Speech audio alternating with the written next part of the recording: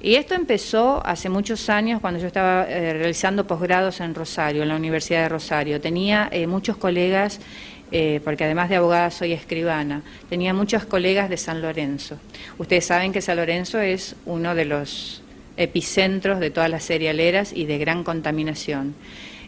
Bueno, mis colegas me comentaban la inacción de esa localidad, de las autoridades, de la protección del medio ambiente y de la gente, y yo no podía creerlo cuando escuchaba eso. Además, después me entero por medio de los medios la denuncia de mi querido doctor Páramo de Malabrigo, el neonatólogo de Malabrigo, del SAMCO, que estaba denunciando desde 1995 los 12 casos de chicos con malformaciones debido justamente al glifosato.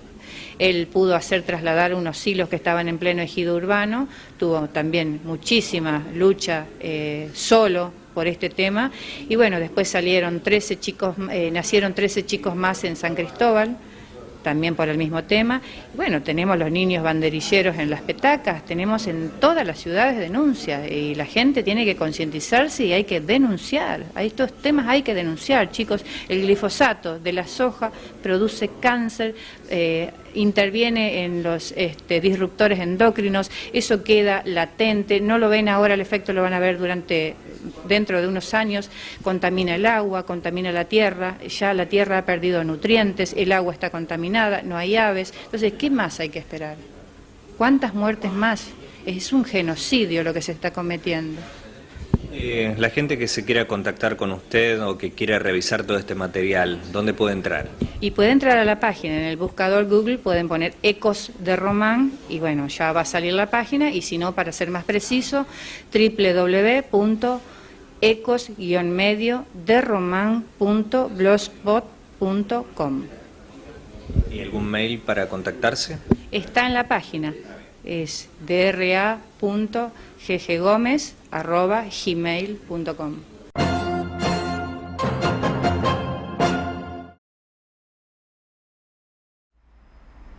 Sin duda, la noticia en apicultura pasó por estos días en aquella investigación publicada por el diario Página 12 este lunes 13 de abril, en la que se menciona que dosis muy bajas de glifosato aplicadas a embriones han traído malformaciones de todo tipo, cardíacas, neuronales, gástricas, y esto es muy serio porque la investigación fue desarrollada en la Facultad de Medicina en la UBA Buenos Aires, también con investigadores del CONICET.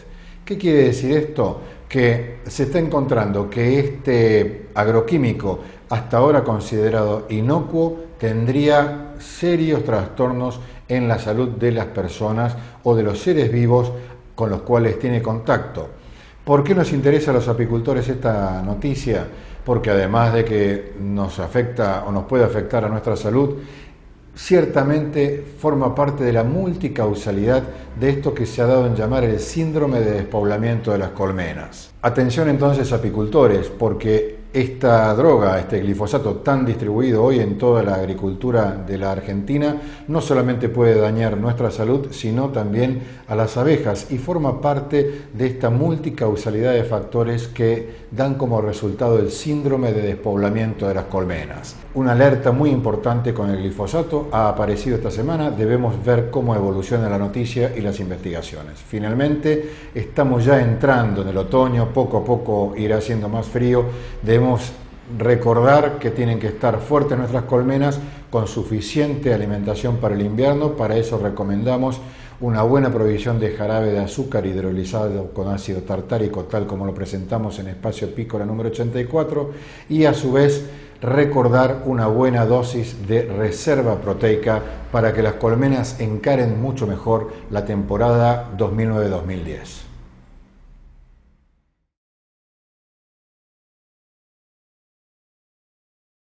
¿Qué ocurriría si efectivamente se pusiera en práctica la política de fumigar en la zona de frontera?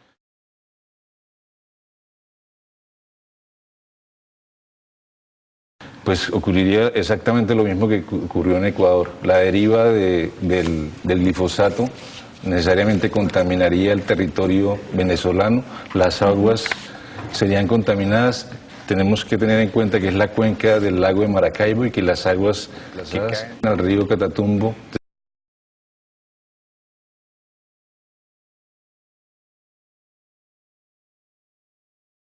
desde el río de Oro, por ejemplo, que es otro de los ríos grandes, inevitablemente caerían al lago de Maracaibo y afectarían todo este territorio, como ya se dio en la zona fronteriza con Ecuador, afectando la salud humana, el medio ambiente y la economía de esos pobladores de la frontera. Y cada vez que se fumiga, pues se destruye la economía campesina. Nosotros hemos logrado demostrar por verificaciones en el terreno que por cada hectárea de coca fumigada se fumigan otras 4 de productos de pancogeres, de maíz, de arroz, de plátano, de yuca, de productos que son parte de la economía campesina.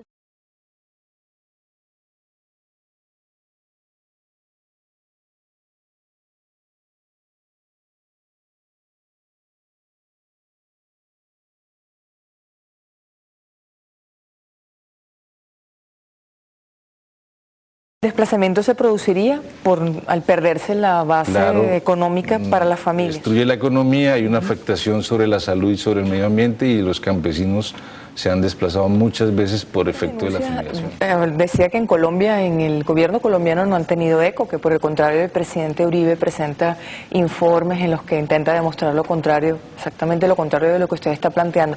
Pero han tenido espacio en los medios de comunicación, en la sociedad, con la participación de los medios, de las empresas de comunicación social. Normalmente en Colombia existe un monopolio sobre los medios masivos, abrumador además sobre los medios masivos de comunicación. Se da en organizaciones sociales, defensoras de derechos humanos, y mucho debate afuera, por ejemplo, en el Congreso de los Estados Unidos, en un sector del Partido Demócrata, precisamente ese sector que está condicionando la firma del Tratado de Libre Comercio con Colombia a que no se violen más los derechos humanos, es un sector que entiende. En el Sistema Interamericano de Justicia, con la Comisión Interamericana de Derechos Humanos, y en Europa, en el Parlamento Europeo, reiteradamente hemos denunciado esta estrategia, que es una estrategia y es un crimen de lesa humanidad, así habría que calificarlo.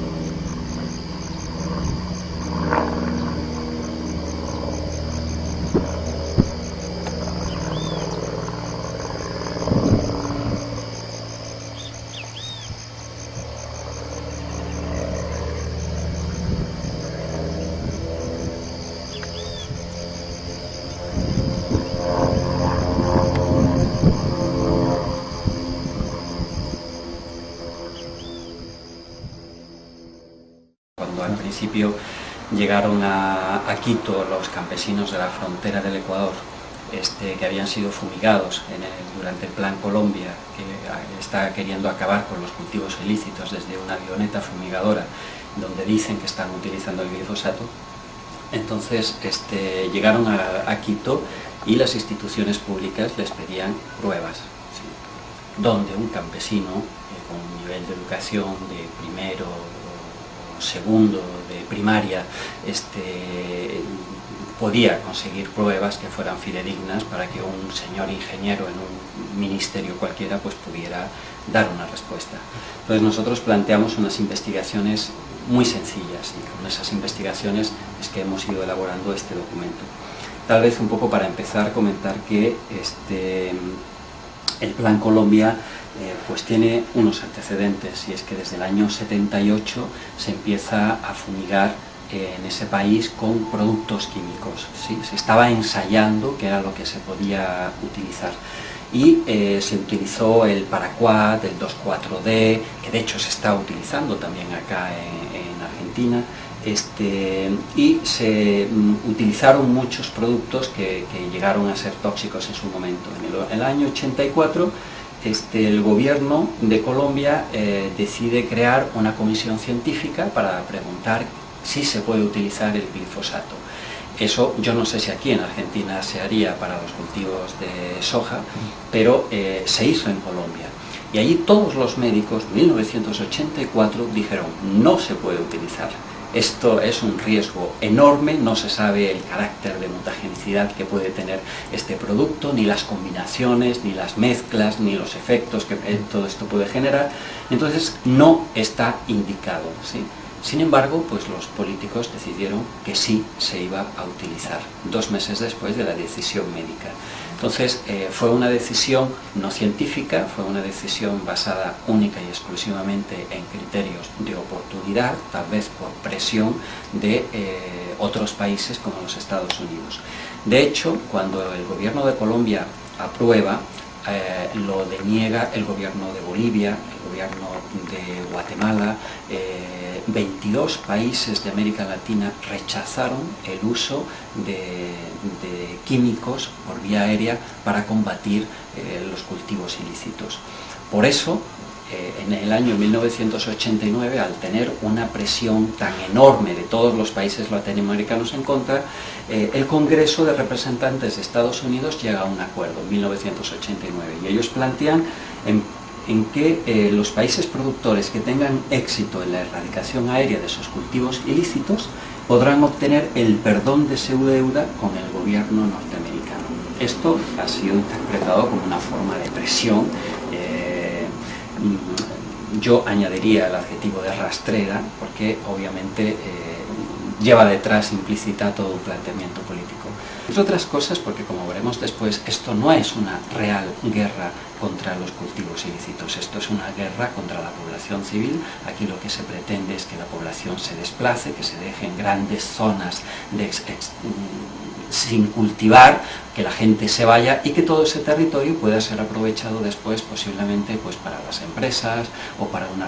Lo que se planteó fue hacer un trabajo de investigación justo en la zona de frontera. Nos desplazamos hasta allá con un equipo multidisciplinario, era un antropólogo, un sociólogo, un médico y había un abogado, y entre los 4 pues elaboramos una encuesta que le pasamos a la población. La población que nos encontramos fue una población muy golpeada, muy dolida, muy enferma, como el caso de esta niña Edith, que se nos acercó cuando llegamos a la zona. Lo primero que nos preguntó es ¿por qué me están fumigando? Esta niña no sabía por qué tenía su cuerpo, en el 80% de su cuerpo, lleno de llagas. Le habían fumigado, se le había quemado prácticamente toda su superficie corporal y nos hacía una pregunta directa: ¿por qué?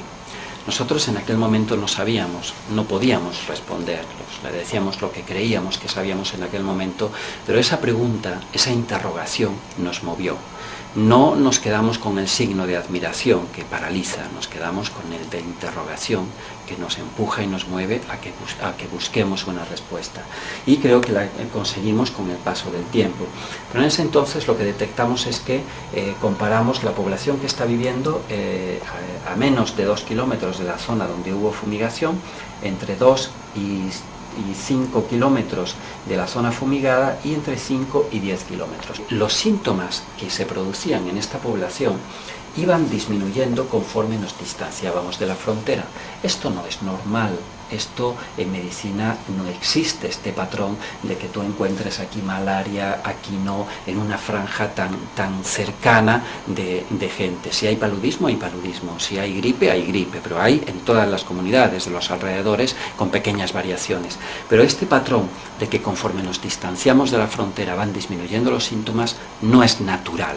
Había una referencia directa a un incremento de las enfermedades producto de las aspersiones aéreas. Pero además encontramos esto, ¿no? Que hay una afectación a todas las personas, hay afectación a adolescentes, a niños chiquitos, hay una afectación a mujeres, a niños casi menores de 1 año que prácticamente su piel estaba muy dañada, y a los ancianos. Hay una situación de generalización de la problemática que afecta realmente a todo el mundo. Nosotros, fíjate que una de las cosas que encontramos es que en los cultivos, cuando se producía la aspersión aérea, a los 15 días ya empezaba a aparecer unas imágenes violáceas que estaban indicando el daño que se producía en el tallo del banano. 3 meses después ya encontrábamos que esa situación violácea era completamente negra y estaba matando el banano por dentro. Y que todavía, un año después de las aspersiones aéreas, esas bananeras no estaban produciendo fruto. Prácticamente el guineo, el verde, la yuca, que son la base de sustentación de la alimentación de la población en este sector, había sido completamente deteriorada. Nosotros le habíamos pedido a los niños desde el comienzo de las fumigaciones que nos hicieran unos dibujos, que nos explicaran qué era lo que ellos veían con esto de las fumigaciones. Entonces estos niños, mitad juego, mitad fiesta, mitad intento de comunicar lo que estaban viendo, entonces ellos hicieron unos dibujos absolutamente extraordinarios, maravillosos. Nosotros veíamos cómo los niños nos contaban que las aspersiones aéreas se hacían por encima de las casas, se hacían a mucha altura, por encima de las casas, por encima de las fuentes de agua, por encima de las personas, por encima de los cultivos. Estos niños nos decían además que esas aspersiones aéreas se hacían cruzando la frontera de Colombia y del Ecuador, pasaban las avionetas y actuaban directamente sobre los cultivos. En estos dibujos los niños nos van mostrando cómo el suelo se va esterilizando, prácticamente no está dando lo mismo que daba antes. Y esto, de alguna manera, es lo que nos dicen los científicos. Hay una esterilización de suelos y empobrecimiento. Claro, los científicos nos explican que hay una alteración de los nematodos, porque hay una destrucción de algunas de las lombrices de gran tamaño, porque hay aumento de hongos patógenos, como el fusarium, como efecto rebote, porque hay una interferencia con hongos microriciales, con nutrientes y porque se destruyen las bacterias fijadoras de nitrógeno. Este nivel de detalle nos lo dicen los científicos, pero los niños ya habían visto que había una esterilización y empobrecimiento del suelo. Estos niños nos decían que las aspersiones acababan con todo tipo de planta. Es plantas de hierbas, plantas más tipo arbustos o frutales y árboles grandes. Esto nos lo están diciendo los niños y los científicos nos están diciendo que hay una destrucción, hay un amarillamiento y muerte de estas plantas. Encontramos en otros dibujos que los niños nos decían que a nivel de animales se producían problemas gastrointestinales en las vacas con adelgazamiento y con la muerte de las mismas, ¿no? Pero es que eso es lo que nos dicen los científicos. Los científicos nos decían que a nivel de insectos se acababan las abejas, había daño genético, había pérdidas de insectos benéficos que desaparecen más de un 50%, pero a nivel de mamíferos había una irritación gastrointestinal. Este niño nos estaba dibujando una vaca vomitando. ¿Cuándo han visto a un niño que dibuje eso? Esto es porque estaban dibujando lo que estaban viendo y tenían ganas de comunicarlo, se sentían bien contando todo esto. Entonces los científicos nos dicen eso, que hay cataratas, que hay tumores, que hay daño genético. O sea, hay un nivel de coincidencia absolutamente extremo. Pero hay otros niños todavía hilaban más fino. Este niño nos cuenta, esta niña, María Elena, nos cuenta cómo hay muertes de aves, muertes de mamíferos, muertes de peces y muertes de personas, y que muchos de ellos previamente han sido afectados con un gran problema a nivel de piel sumamente extenso. Eso justo es lo que nos dicen los científicos, que hay lesiones de piel, irritación dérmica y lesiones oculares, que hay problemas digestivos, oculares, pulmonares, a nivel de riñón, de sangre, y que incluso pueden acabar con falla renal, coma y muerte. ¿Sí? Esto lo están diciendo los científicos, pero es que coincide con lo que dicen los niños. Esta niña con 7º de básica hace toda un ensayo en el cual ella va describiendo qué es lo que le pasa con el glifosato o con el químico que se está utilizando a cada una de las plantas de la zona. Ella dice, al café se le caen las hojas y el fruto, al cedro se le amarillean las hojas, a la yuca se le pudre la raíz, como habíamos visto en la fotografía. Al cacao se le pudre el fruto. Cuando llegas al banano no desarrolla y el tomate tampoco. Pero cuando llegas a la persona se convierte en una pura llaga. De hecho, si te fijas, a cada una de las plantas la niña le fue poniendo esto es un café, esto es un cedro, esto es yuca, esto es cacao. Pero aquí no dice esto es un niño, este soy yo y se pone Cecilia. Aquí pone granos, porque la niña se convierte en una pura llaga cuando recibe el impacto de las fumigaciones. Otros niños, todavía más avezados, describen que hay un antes y hay un después. Cuando nosotros les presentamos todos estos dibujos a los psicólogos, ellos nos dijeron, mira, para interpretar el dibujo de un niño nosotros tenemos una dinámica. En los dos cuadrantes superiores nosotros recogemos el imaginario del niño. En los dos cuadrantes inferiores está la realidad. En los cuadrantes de la izquierda se encuentra el pasado. En los de la derecha está el futuro. Pero lo que ellos decían, y que les sorprendía mucho, es que la mayoría de los niños que habían dibujado pintaban en el futuro siempre la muerte, ¿sí?